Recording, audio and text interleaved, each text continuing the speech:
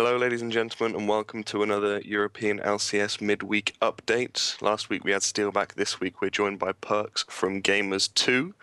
And I It's think from G2 from Esports. G2 Esports. Okay, apologies, it's not Gamers 2 anymore. Come on, they were called that for ages, Luca, come on. Anyway, what we are going to go into immediately, I think what we should go into is that G2 joint top of the standings after 6 weeks of LCS, and now your lineup was going to be good, but I don't think anyone expected you to be top of the standings at this point. Are you surprised by your performance, or did you always kind of have faith that your team would be there? You could say I'm a bit surprised that we are like one of the best teams, like top 3. But I was expecting us to do really good. So, yeah. Okay, and what about you yourself? You've kind of sprung up onto the scene a little bit from the Challenger Series. Did you think that you would be considered? I mean, at this point, a lot of people are painting you as the best mid laner in Europe at the moment. That's a pretty big compliment. Did you expect yourself to be this good, this quick? I don't know how would I rate myself yet amongst everyone else. But I think I'm doing pretty good. And I kind of expected it, I guess, going into LCS. From like playing a lot last season, like 4,000 solo queue games, screaming versus top LCS teams and stuff like that. That's quite a lot of solo queue games. I had no idea that you played 4,000 solo queue games. but well, you have transitioned from the Challenger Series to the LCS, obviously, last year. Too young to play. What has that transition been like? Obviously, now you're living in Berlin, playing every week rather than playing from home. Has it gotten easier for you? Is it more difficult for you now? How's that transition been like?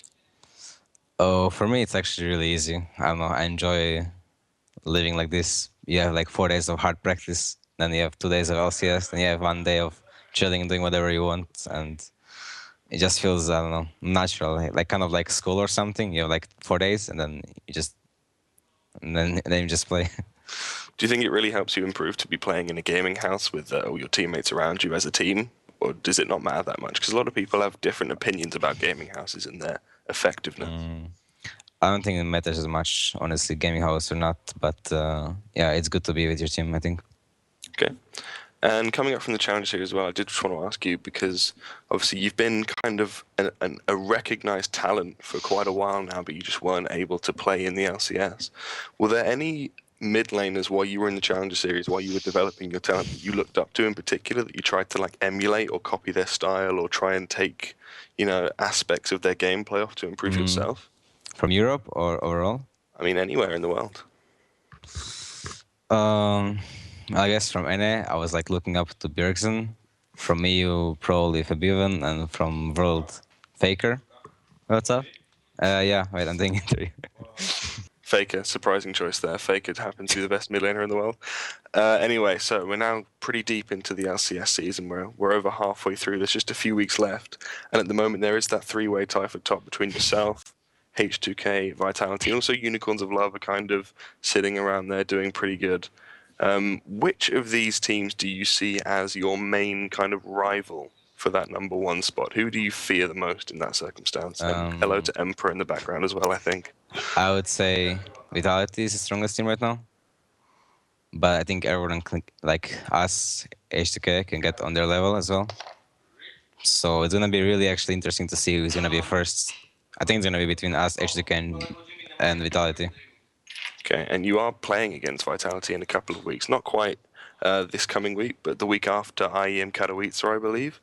And Vitality, the only team that you have a negative record against at the moment, having lost your game against them earlier on in the split. How important do you think that match is going to be in terms of deciding who's going to come out on top? And, I mean, do you think you can take them after losing to them earlier on this year? I mean, for sure we can take them because we were like actually ahead early game by like 3k goal or something, but then we drew. And it's going to be very important to win versus them. I think it's going to be like a decider who gets top 2 instead by to semis. So yeah, looking forward to that match. What do you think it is about Vitality as well? Because a lot of people have mentioned they have quite a strange style to play against. They don't really have anything like similar to any other teams in the league. What do you think it is about Vitality that's kind of made them rise up from their rocky start to the season? I actually think they're pretty similar to us in H2K, but I think they play the map the best, like for objectives and stuff.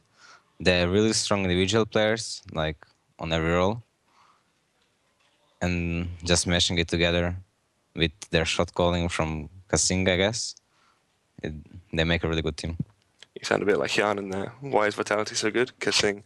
Anyway, next week is kind of another fairly important game. I mean, if you'd said it last season, you would say that this would be against one of the best teams. But now Origin, they're not doing so well this year. They've not quite performed to their standards. They've got their own issues. But you're playing against them next week. That's the big game from the week.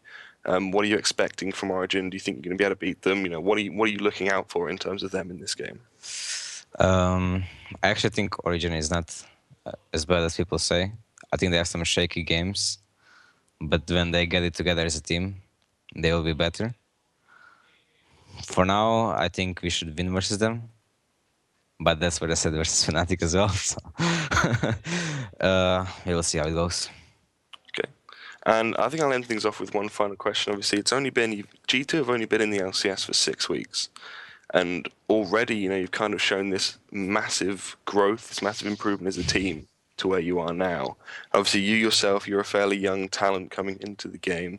You've got 2 Koreans coming over who are probably, going to take some more time, and once they get even more settled, get even better and even more comfortable. How far do you think this G2 hype train can go going into perhaps the summer split and, aiming for that world spot? 'Cause I remember I interviewed Kikis in week 1, and he said, yeah, we're just aiming for playoffs.